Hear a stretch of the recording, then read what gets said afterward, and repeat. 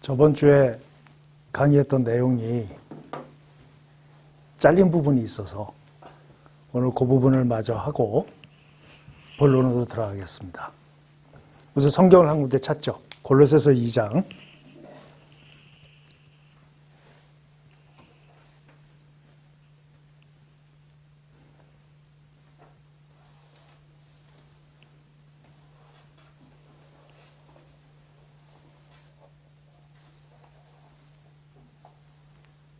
육 절부터 한번 봅시다. 찾으셨어요?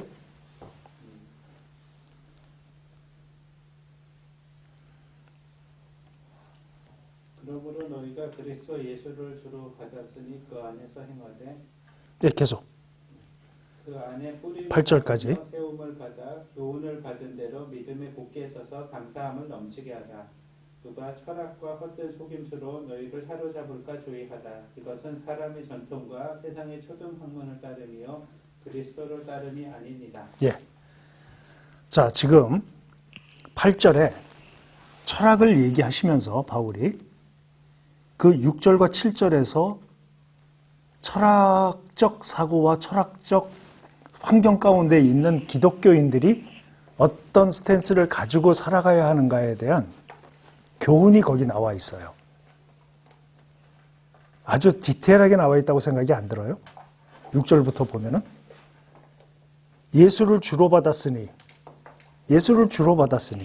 무슨 얘기예요? 우리의 정체성이 예수를 주로 받은 존재들이다, 이런 개념이죠. 그 안에서 행하되, 예수 안에서 행하되, 그러면서 이제 우리의 프로세스를 어떻게 가져가야 될 것에 대한 설명이 거기 나와 있어요.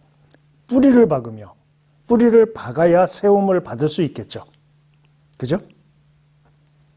교훈을 받은 대로 믿음에 굳게 서서 삶 자체가 감사함을 넘치게 하는 실용적 삶을 살아라. 그러면서 동시에 뭐라고요? 누가 철학과 헛된 속임수로, 이거는 어떻다고요? 누가 헛되고 속임수로 가득 찬 그 철학이 너희를 사로잡을까 주의하라. 그 내용이죠? 이렇게 해석을 해야 맞죠? 그러면 저번에 잘린 부분이, 우리 기독교인은 나는 누구인가? 어떻게 살 것인가? 삶이란 무엇인가? 그 다음에 죽음이란 무엇인가? 이것에 대한 답이 없이 그걸 어떻게 쉽게 내가 얻을 수 있겠는가 하는 부분에 대해서 철학의 그 어떤 지적인 그 욕망, 그것에 빠져서 우리들은 뭔가 쉽게 주어지는 것을 아주 그 간과하는 그런 잘못된 생각들을 갖고 있는 게 우리 많은 특징들로 드러나고 있어요. 소중한 것, 귀한 것, 정말 진리는 굉장히 어렵고 힘들게 얻어져야 한다고 생각들을 하는 것이 왜 그렇게들 생각을 할까? 그건 뭔가 고행을 하고 뭔가 희생을 해서 얻어지는 것이라고 우리들 이 DNA 속에, 이 한국 사람들은 그런 부분이 있기 때문이라고 생각이 들어요. 왜 그런 생각을 하게 되는 그 DNA를 갖게 됐을까요? 진리라고 하는 것이 대부분 불교에서 뭔가 진리를 얻기 위해서 수행하고 고난을 자처하고 하는 어떤 그런 과정들이 누천년에 우리 한국 사람들에게 쌓여져 왔어. 그러다 보니까 뭔가 귀중한 것을 얻을 때에는 굉장히 고생스럽고 난해한, 찾아내기가 너무나 힘든 그러한 것이라는 이상하게 그런 관념들을 갖고 있단 말이에요. 중요한 것은 성경은 우리에게 그 부분을 쉽게 설명하고 있다. 그래서 우리는 그 진리를, 우리는 예수 그리스도를 통해서 받은 존재들이다. 그래서 나는 누구인가? 삶이란 무엇인가? 어떻게 살 것인가에 대한 이 질문에 대해서 기독교인은 쉽게 대답할 수 있어야 한다 하는 관점을 마무리로, 저번 주에 그 강의의 마무리로 얘기를 하고자 했었어요. 그러면 나는 누구이며 어떻게 살 것이며 죽음이란 무엇인가를 우리가 로마서 강의를 통해서 앞으로 하나씩 하나씩 찾아보도록 하겠습니다. 자, 오늘은 다시 어디를 찾아보냐면 사도행전 17장 18절을 다시 한번 찾아봅시다.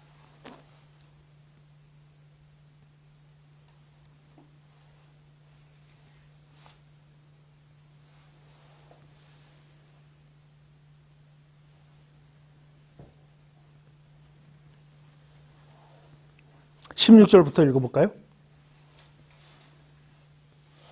바울이 아덴에서 저희를 기다리다가 온 성에 우상이 가득한 것을 보고 마음에 분하여 회당에서는 유대인과 경건한 사람들과 또 저자에서는 날마다 만나는 사람들과 변론하니 어떤 에비구레오와 스토이고 철학자들도 바울과 쟁론할세 혹은 이르되 이 말쟁이가 무슨 말을 하고자 하느냐 하고 혹은 이르되 이방신들을 전하는 사람인가 보다 하니 이는 바울이 예수와 또 몸의 부활 전함을 인함이로라. 예. 바울이 지금 굉장히 힘든 과정에 있어요. 아덴에 갔더니 우상이 가득했대요. 우상이 가득했다는 게 무슨 뜻일까요? 두 가지로 볼 수 있어요. 아덴이라는 곳은 그 당시에 신전이 있었어요. 많은 사람들이 우상을 섬기고 있었어. 동시에 여기 에피쿠로스 학파와 스토아 학파가 세계관으로 잡고 있었던 시대예요. 그런 상태에서 바울이 이 철학자들과 논쟁을 하고 있어. 토론을 하고 있어요.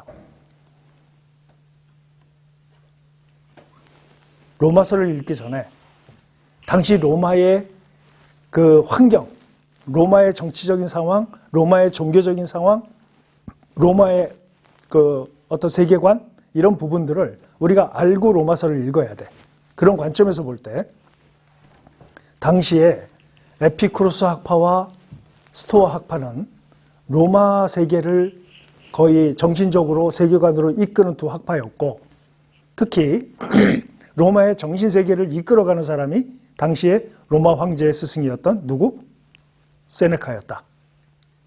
그 세네카에 의해서 로마의 정치적이고 문화적이고 모든 부분을 아주 세세한 것까지 세네카는 영향을 미치고 있었기 때문에 그 세네카가 저번에도 말씀드렸다시피 스토아 철학의 초기 기독교 세계에서 아주 핵심적인 인물 중에 하나였습니다.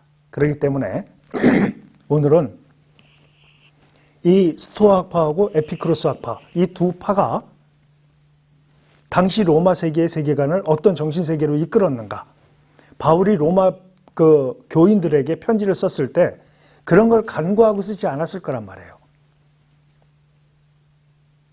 그래서 오늘은 이 두 학파의 특징에 대해서 아주 디테일하게 할 수는 없어요. 우리 기독교와 어떤 관계성을 가지고 있는가만 초점을 가지고 얘기를 좀 나눴으면 좋겠어. 그리스 식민지였던 사모스 섬이라고 있어요. 그러니까 식민지에서 태어난 한 똑똑한 천재가 하나 있었는데, 이 아이가 어려서부터 어떤 고민을 했냐면, 할머니가 이제 돌아가셨는데, 이 친구가 할머니의 시신을 이렇게 보면서 이 아이가 이런 생각을 해요. 이렇게 만져보니까 온기가 없죠? 시신이니까. 그리고 입을 약간 이렇게 벌리고 있는 상태로 완전히 핏기도 하나도 없이, 그리고 눈 색깔은 맑은 그런 할머니 모습을 이렇게 봤어요. 그러면서 얘가 뭘 생각하냐면, 왜 사람은 죽지? 어린아이가. 이 생각을 해요. 그러다가 이 아이가 길에서 뭘 보냐면 개가 죽은 사체를 봐요. 개. 근데 그 개를 구더기가 이렇게 있고 부패에 있는 시신을 보면서, 야, 이거 아무것도 아니구나. 그러니까 개가 살아있을 때는 어때요? 개가 짖기도 하고 뛰어다니기도 하고 애들이 좋아하잖아요. 근데 죽은 사체를 보니까 너무 처참한 거야, 이 아이가 봤을 때. 그러니까 왜 죽지? 죽은 다음엔 왜 저렇게 되지? 어린아이가 눈에 보이는 그것이 이 아이는 생각을 하기 시작을 했어요. 그리고 동네 사람들이 막 아는 사람이 있는데 막 싸워. 사람들 왜 싸우지? 그리고 사람들이 뭔가 열심히 뭔가 그 일을 하는 걸 보면서 저게 뭘까? 왜 저렇게 살지? 이 아이는 그런 여러 가지 질문들이 많이 생겼어요. 그러다가 14세 때 어떤 일이 있었냐면 그리스에서 소위 말하는 그리스 철학하는 사람들이 사모스 섬에 많이 왔어. 왔는데 이 사람들한테 그런 질문을 하기 시작해요. 왜 죽어요? 죽은 다음에 어떻게 돼요? 그리고 사람들 왜 싸워요? 이런 식으로 원자론을 받아들인 사람이에요. 그러니까 인간은 물질일 수밖에 없으니까 아무런 그 삶에 있어서 죽기 전까지 고통이 부재한 쾌락의 연속성 있는 삶. 응? 쾌락을 지나치게 추구하지 않는 소극적인 쾌락. 적극적인 게 아니라 그렇게 살면서 죽음에 대해서 두려워하지 않는 삶. 그리고 덕을 얘기했거든요. 덕. 이 사람의 덕은 아까 얘기한 지나친 쾌락을 추구하지 않는 삶 자체를 덕이라고 했어요. 이 사람이 만든 정원 공동체에는 이러한 원칙을 갖고 나는 살겠다라는 사람들이 모여든 거야. 이 정도면 대안이 되지 않았을까? 그 시대에. 그죠? 우리나라 사람들, 저번에 TV에 보니까, 또 템플스테이. 4박 3일로 휴가 내가지고, 연차 다 쓰고 해가지고, 너무 마음이 복잡하고 힘들어서, 이 템플스테이 참석했습니다. 이런 인터뷰하는 내용을 봤거든요. 그게 뭐야? 정원공동체 아니야. 거기서 내가 조금 지나치게 뭔가 출세욕에 빠졌었나 보다. 그러니까 그 스님들이 와서 지나친 욕심들을 내려놓으십시오. 이런 얘기들 한단 말이야. 아마 이 에피쿠로스가 지금 살아있고 머리만 밀었으면 똑같을 거야, 거의. 참 서양에서 이렇게 시작됐다는 게 우습지 않아요? 그래서 에피쿠로스가 당시에 왜 로마인들에게 받아들여졌는가? 그 당시 로마인은 어땠길래? 어떻게 삶을 살았길래? 쉽게 말해 이렇게 표현하면 돼요. 우리나라가 지금 GDP가 얼마예요? 33,000불. 거리에 나가면 화려해요. 이 테헤란로가. 굉장히 부자야. 우리나라가 부자래. 세계 10대 안에 든대. 8대인가? 아무튼 그렇대. 근데 내가 가난하다고 생각하는 사람들이 너무 많아. 그죠? 그리고 진정성 있게 내 감정을 온전히 다 드러내면서 대화할 수 있는 사람들이 거의 없어. 내가 추구하는 정신적인 욕구를 공유할 수 있는 사람들을 만나기가 너무 힘들어. 이 시대는. 그리고 미래가 안 보여. 그리고 어떻게 살아야 할지 방향성을 갖기가 힘들어. 나라가 부자라는데 나는 가난해. 이런 사람들. 이 시대도 그랬단 말이에요. 로마는 뭐예요? 제국이었잖아, 제국. 부자였잖아.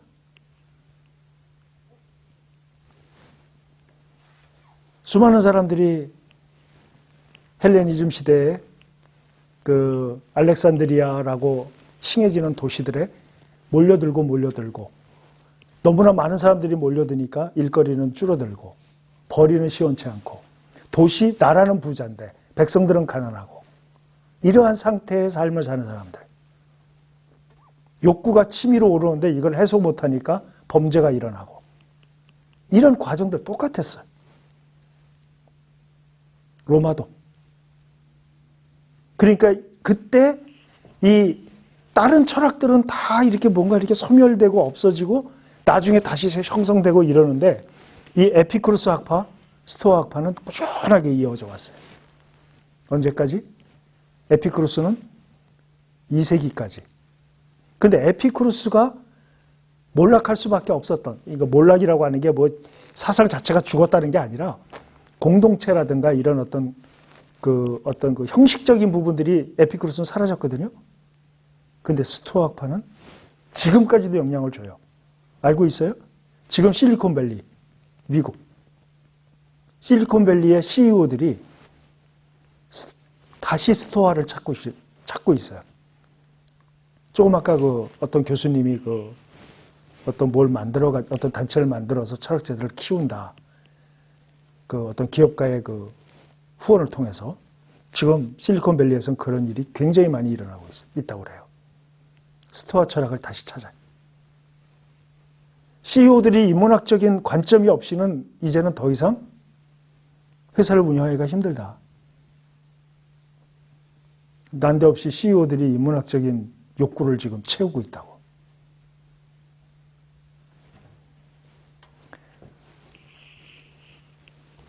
거의 그 BC 2세기경서부터 AD 2세기까지 거의 400년에 걸쳐서 이어져 내려왔던 이 에피쿠로스 학파. 동시에 이 에피쿠로스 학파와 상대되는 그 정신세계를 갖춘 사람이 있었는데 이런 사람이 있었어요. 어렸을 때 아버지가 굉장히 부자였어.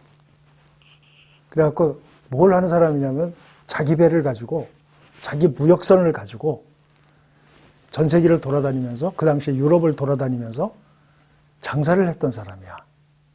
굉장한 부자였겠죠. 그러니까 아들이 아버지를 항상 그 배에 타고 통상 무역을 배우고 아버지한테 그런 것들을 다 습득을 하기 시작을 해. 그래서 이 아이는 자기는 이 세상에서 돈을 벌 수 있는 가장 값진 방법을 알고 있고 돈을 벌 수 있는, 그리고 그 돈을 어디에 투자하고 어떻게 해야 할지를 알고 있다라고 어려서부터 주장했던 아이야. 이 아이 역시 똑똑한 친구였어요. 그런데 그렇게 그 정신적으로 막 그 자신만만했던 이 사람이 두 가지 품목을 싣고, 그 장사가 아주 잘 되던 두 가지 품목을 싣고 오다가 그 배가 난파를 당해. 그게 이 친구가 30살 때인가 아마 그랬을 거예요. 무슨 품목이냐면 하나는 상아야, 상아. 코끼리. 그걸로 뭐 잔도 만들고 뭐 놀이기구도 만들고 막 그러잖아요. 그러니까 상아가 굉장히 비쌌대, 당시에. 뭐 그 당시에 그래가지고 뭐 아프리카에 수많은 코끼리들이 없어졌다. 그런 소리는 지금만 나오는 게 아니에요. 그 당시에도 그런 짓거리들을 했다고. 그리고 또 한 가지 품목이 뭐냐면 염색요인데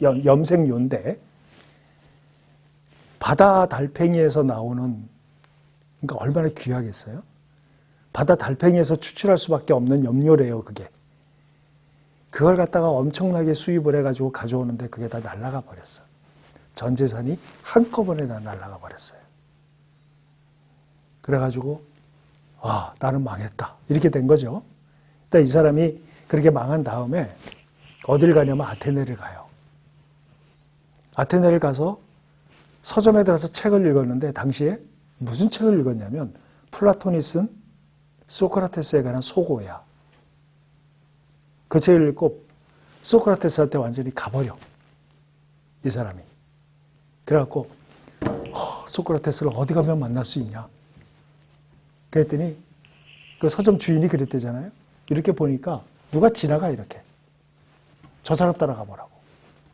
그래서 그 사람 따라가. 그 사람이 누구냐면 디오게네스라는 사람이에요. 떠오르는 거 있어? 오케이. 디오게네스가 라는 사람이 있는데 이 사람을 견유학파라고 그래. 견유학파. 어? 견유학파. 우리 이런 얘기하죠. 개똥철학. 응? 이 사람에 의해서 만들어진 얘기야. 이 사람이 하루는 그 당시에 플라톤이 굉장히 부자였거든. 그러니까 일부러 플라톤 집에 찾아가서 진흙에다 발을 막 담궈요. 그래가지고 플라톤 집에 들어가. 그래갖고 그 플라톤 집 그 부자인 그 집에 막 그 발로 막 진흙으로 막 지저분하게 만들고 그러면서 플라톤한테 얘기를 해요. 너한테 배우는 사람들이 플라톤은 수업료를 받았거든요. 당시에 플라톤 시대에 두 그 파가 있었죠. 뭐예요? 소피스트하고, 그러니까 이게 상대주의자들하고 절대주의자들. 소피스트가 먼저였어요. 응? 상대주의자들. 그리고 절대 진리가 존재한다. 하나가 존재한다라는 절대주의자들하고 소피스트는 뭐야? 상대주의예요. 그래서 뭐야? 인간은 만물의 척도. 기억나죠? 프로타고라스. 네? 절대주의자 대표. 소크라테스. 그래서 소피스트들하고 절대주의자들하고 항상 대립을 했단 말이야. 근데 이 친구가 절대주의자, 절대진리가 존재한다라고 하나로. 근데 상대주의자들은 뭐야? 각자가 다 진리야. 각자가 다 진리니까 나도 진리를 갖고 있고 너도 진리를 갖고 있으니까 네 진리만 옳다고 하지 마라. 상대의 진리를 존중해라. 이게 뭐야? 이거에 의해서 뭐가 태동이 돼요? 개인주의가 태동이 되잖아. 지금 서양을 휩쓸고 있는 개인주의가 바로 여기서부터 시작됐다고. 그러니까 아무튼 그 얘기는. 근데 그 당시에 이 청년이 디오게네스가 플라톤한테 그렇게 얘기를 해요. 너는 너에게 수업료를 낼 수 없는 애들에게 수업료를 받아서 이 값비싼 침대를 갖고 있구나. 그 진흙발로 침대 위에 올라와서 다 더럽혀. 그리고 어느 날 이렇게 가다 보니까 이 사람이 옷 하나 걸치고 그 물 떠먹는 그 뭐야 이거 바가지 하나만 지니고 있었대요. 근데 어느 날 가다 이렇게 보니까 걔가 혀로 이렇게 물을 핥더래. 그래서 이 사람이 그랬대잖아요. 내가 사치품을 가지고 있었네. 그리고 그거를 다른 사람 주고 그때부터 물을 목이 마르면 개처럼 핥았다잖아. 소유에 대한 극심한 그 거부 반응. 무슨지 아시겠죠? 많이 갖는 거에 대한 경멸. 이런 정신을 갖고 있었어요. 그리고 집도 어디서 살았냐면 당시에 계집으로 만들었던 그 주요 계집으로 쓰였던 게 뭐냐면 포도주 담는 통 있죠. 왜 나무 이렇게 둥그렇게 엮어가지고 이렇게 통 만들잖아. 그 통을 갖다 밑에를 잘라가지고 거기서 살았어요. 필요 없다는 거야. 돈 들일 필요 없다는 거야. 사치할 필요 없다는 거예요.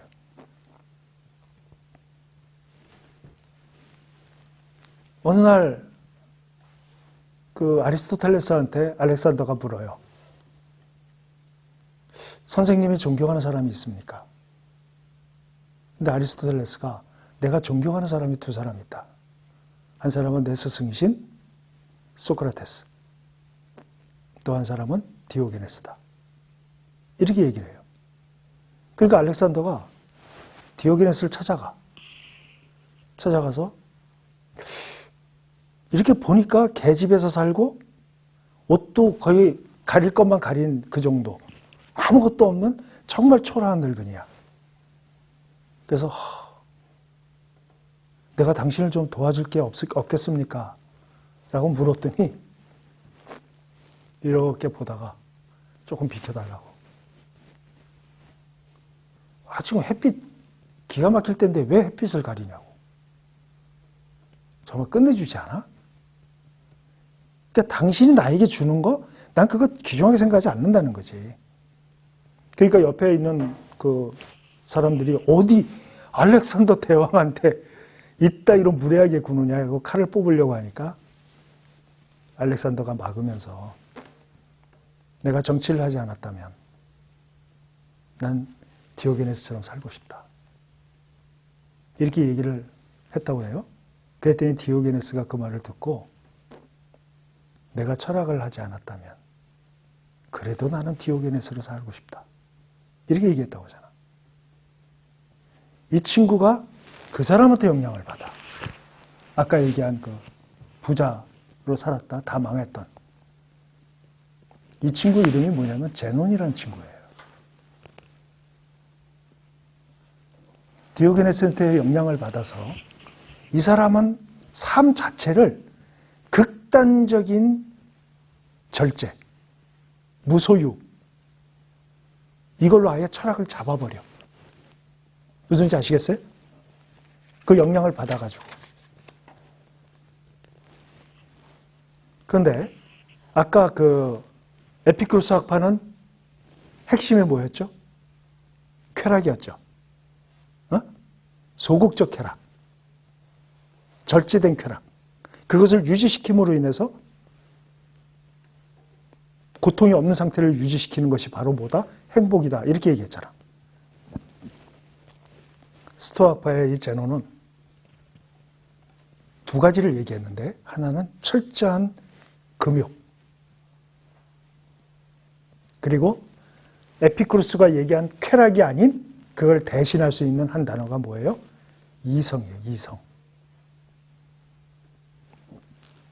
에피쿠로스는 이성이라고 하는 것을 어떻게 관점을 받느냐면 쾌락을 유지하는 하나의 수단이다.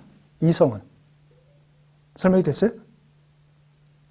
이성이 핵심이 아니라 쾌락이 핵심인데 이 쾌락을 이루기 위해서는 이성이 발휘돼야 된다.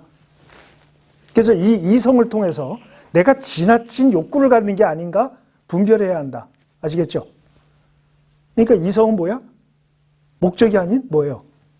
수단인 거야.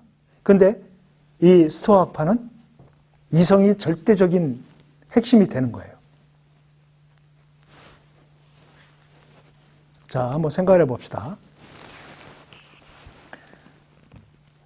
물론 이 제논도 유물론을 받아들여, 유물론자예요. 철저한. 신도 없고 이 세상에 존재하는 모든 것은 물질에 불과하다. 이렇게 생각을 했던 사람이야.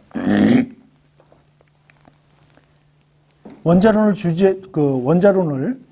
주장했던 데모크리토스의 그 원자론을 받아들여가지고 하나의 물질의 형성에 의해서 존재된 게 사람이고 이 세상에 존재하는 모든 그 자연이라는 거야. 자연, 인간, 신이라고 지칭하는 것, 모든 것이 다 뭐예요? 물질에 불과하다는 거지. 이 사람도. 그건 똑같아. 그런데 여기서 다른 점이 뭐냐면 이거는 좀 한번 그런 말로 할게. 이거 써도 잘 안 보이더라고. 저번에 쓴 게 하나도 안 보인다고. 참. 아무튼 그냥 말로 할게요. 이성이 있고 자연이 있어요. 근데 자연도 두 가지죠. 눈에 보이는 자연이 있고 눈에 보이지 않는 자연이 있어. 그 자연이 있고 이성이 있고 자연이 있는데 자연은 뭐예요? 자동적으로, 자연적으로 자기를 보존시켜. 거기에는 설명할 수도 없고 알 수도 없는 본성 자체의 힘이 있는 존재야, 자연은. 근데 인간은 뭐죠? 인간은 자연에 속한 존재야. 근데 그러니까 인간도 자연과 함께하는 존재야. 자연의 일부예요. 신이 배제된 상태, 유물론으로 봤기 때문에 신이 배제된 상태죠. 지금 말하는 건 전부 신이 배제된 상태야. 신 없음이 전제된 상태야, 지금. 여기서 말하는, 내가 지금 말하는 신은 우리가 믿는 절대신 하나님, 뭐 알라신, 그런 어떤 존재들, 이런 것은 아예 없는 거를 전제로 해서 지금 얘기하는 거야. 제논도 그랬고 에피쿠로스도 마찬가지예요. 다 유물론자들이기 때문에. 그러니까 신이 없는 상태에서 뭔가 인위적인 뭔가 가하지 않아도 자체적으로 생명을 유지하고 보존하고 다시 그것을 생성해내는 힘, 그게 자연이야. 인간은 자연의 일부예요. 그러니까 인간도 자연이죠. 근데 인간에게 한 가지 있는 게 있어. 그게 뭐야? 이성이야, 이성. 인간이 자연이 어떻게 해서 그 본질을 이어나가고 자기를 보존시키고 하는 그런 부분들을 이성으로서 알게 되고 그것에 함께하게 되는 상태, 그 상태를 뭐라고 하는 거냐면 바로 로고스라고 하는 거예요.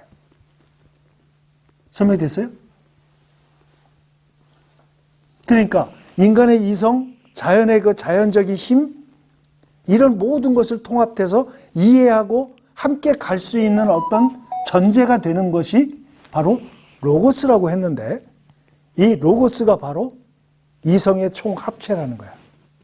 그러니까 자연, 인간의 이성, 로고스, 이 세 가지가 합쳐져서 함께 운영이 될 때 그 자체가 바로 정해져 있는, 자연도 정해져 있죠? 바다에는 항상 물이 있잖아. 그리고 봄 다음에 여름 오잖아. 그건 누군가 인위적으로 가하지 않았어. 근데 자연은 스스로 그렇게 가. 그 힘이 있는 거죠. 자연 그 자체에. 이것을 인간이 이해하고 인간이 그 안에 있기 때문에 함께 이것이 어우러져서 서로 설명이 되는 과정, 설명을 시키는 그 요소, 그게 바로 로고스인데, 로고스와 인간과 자연이 합쳐진 이 상태가 바로 신이다, 이렇게 주장을 해요, 제논이. 그러니까 우리가 생각하는 신하고 다르죠? 네? 그래서 정해져 있는 자연의 상태인 것처럼 인간도 정해져 있어요. 뭐가? 인간의 운명이. 그래서 이 스토아 학파는 인간의 운명은 정해져 있기 때문에 정해져 있는 상태에서 그것을 받아들여야 한다. 그래서 그 유명한 얘기를 여기서 하죠. 인생은 연극이다. 많이 들어봤잖아? 그죠? 우리는 연극에 올라가 있는 뭐다? 배우다. 배우는 각본대로 연극을 해야 한다. 우리의 삶은 운명 지어져 있다.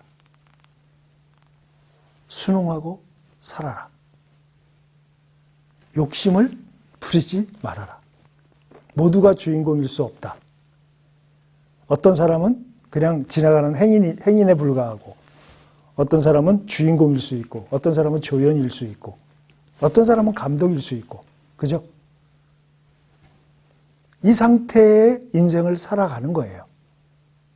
왜 캐톨릭이 스토아 학파를 채택했는지 아시겠죠? 왜?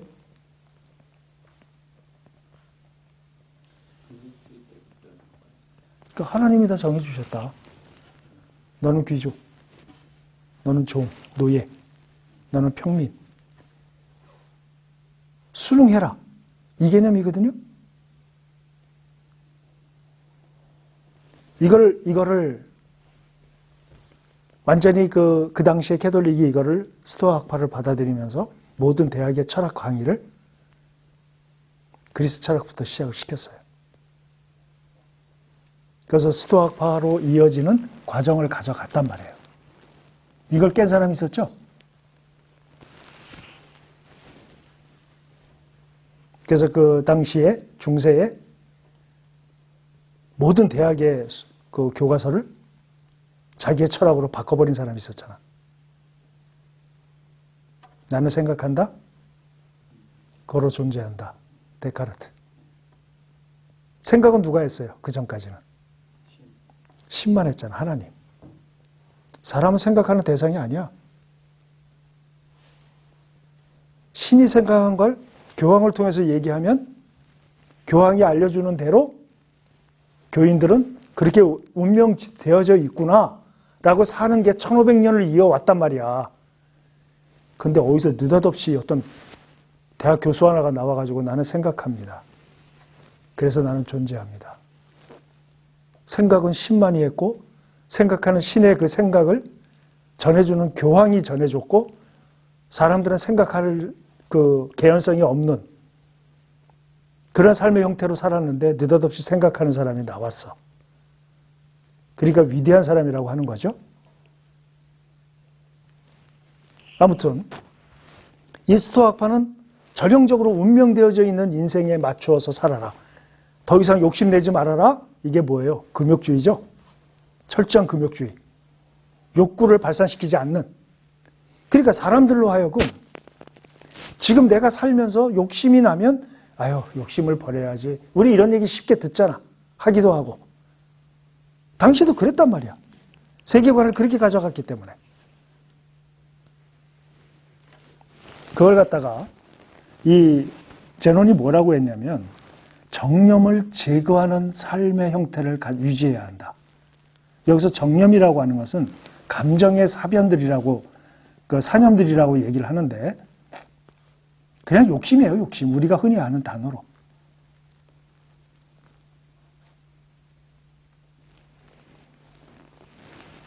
그래서 아까 에피쿠로스는 아타락시아라고 그랬죠. 평정심. 응? 아타락시아라고 했잖아. 평정심을 유지해야 한다. 계속. 그런데 이 스토아학파에서 얘기하는 건 아파테리아라고 하는데 그걸 부동심이라고 얘기해요. 좀 달라. 부동심은 아까 얘기한 대로 주어진 운명. 거기서 움직이지 않는 거야. 받아들이고 사는 거야, 그냥. 욕심이 제거된 상태.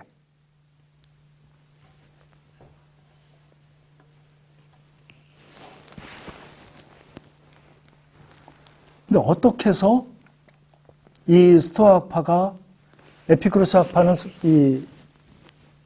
줄어들었지만 사멸되었지만 어떻게 해서 스토아학파가 지금까지도 영향을 주고 있는가? 제논이 얘기한 것 중에 이게 굉장히 큰 역할을 했다고 봐. 이게 뭐냐면 세계 시민주의예요. 전 세계의 사람들을 하나라는 거야. 뭐 생각나는 거 없어요? 알렉산더 대왕 시절의 코스모폴리턴. 세계주의. 이 스토아학파는 그걸 받아들였어요.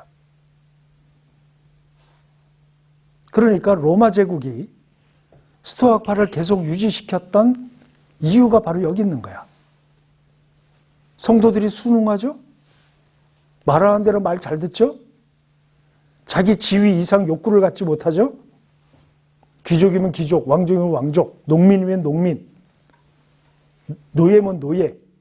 그 이상 추구한다는 것은 죄가 되는 거기 때문에. 지금 한 번도 안 눌렀는데 괜찮아? 오. 그래서 지금까지 얘기했던 내용이 그 당시에 얘기했던 내용하고 지금 우리가 사는 삶하고 어때요? 유사하지 않아요? 그죠? 그러니까 로마서를 우리가 읽으면서 이것이 과연 AD 60년, 80년 이후에 쓰여진 과정들인데 60년서부터 80년 사이에 쓰여졌던 내용인데 그럼 몇 년 전이에요? 거의 2000년 전이란 말이야. 근데 지금 우리에게 이것이 현실적으로 로마서가 우리에게 주는 그 역할이, 그 기능이 2000년 전에 쓰여졌지만 지금도 현실적으로 살아서 우리에게 교훈을 줄 수 있는 충분한 서신서라는 거예요. 왜? 그 당시에 사는 사람들의 삶과 지금에 사는 사람들의 삶하고 전혀 달라진 게 없다는 얘기를 하는 거야. 설명이 됐습니까? 그래서 지금도 어찌 보면 이 에피쿠로스의 주장과 제논의 스토아학파가 주장하는 것이 합쳐진 상태의 욕구들을 해결책으로 제시하는 삶을 사는 게 지금의 현대인들이라는 거예요. 유사하다는 거야, 당시에도. 그래서 그래서 성경이 쓰여진 것이 그렇게 오랜 그 세월을 통해서 쓰여졌지만 현실적으로 지금 우리 현실에 살고 있는 우리에게도 적용이 될 수 있는 아주 민감한 책이라는 거예요. 오케이? 특히 로마서는 당시에 그 바울이 이 로마서를 썼을 때 로마의 상태가 어떠했는가. 당시에 저번 주에도 잠시 설명을 했지만 누가, 그러니까 쉽게 말하면 국부로서 그 사람의 정신세계를 가져와서 삶에 적용시키고 원칙으로 삼았던 사람? 세네카. 기억나시죠? 이 사람은 전형적인 스토아파란 말이에요.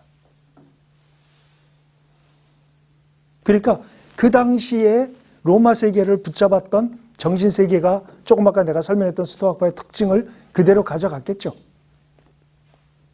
그것이 옳은 것이었을 거예요. 왜?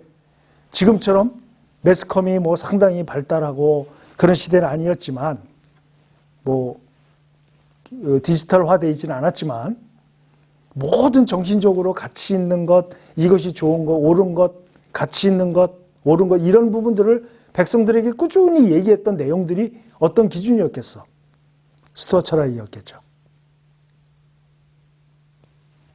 그런 상태에 있을 때 바울이 지금 편지를 쓴 거예요. 로마에. 다음 주에는